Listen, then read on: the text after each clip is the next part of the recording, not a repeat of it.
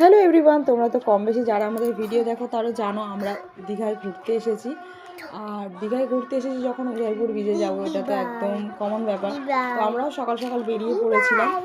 দিনটা ছিল মকর সংক্রান্তি, তাই সেখানে উদয়পুর ব্রিজে প্রচণ্ড ভিড় ছিল।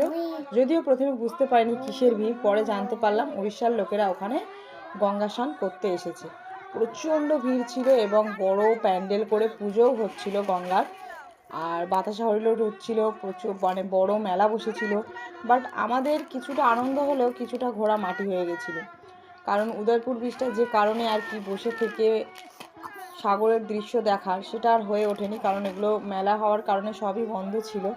তাই আমরা আর কি বেরিয়ে পড়েছিলাম প্যান্ডেল বা যেখানে পুজো হচ্ছে সেটাই দেখতে। তো ভাবলাম চলো ভিডিও করে ফেলি, তোমাদের সাথে শেয়ার করো। খুব সুন্দর করেছে থিমটা, আর প্রচণ্ড ভিড় ছিল। তোমরা দেখতেই পাচ্ছ এই ভিড়টা ছিল সম্পূর্ণ উড়িষ্যার লোকেদের, কারণ ওরা এখানেই আসে গঙ্গার পুজো করতে।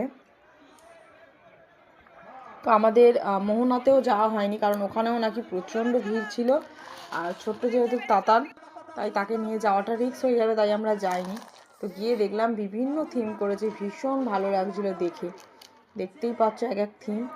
তো তোমাদের যদি আমার এই ভিডিওটা ভালো লাগে তাহলে লাইক করে কমেন্ট করে পাশে থেকো বন্ধুরা, আর ছোট্ট চ্যানেলটা সাবস্ক্রাইব করে দিও।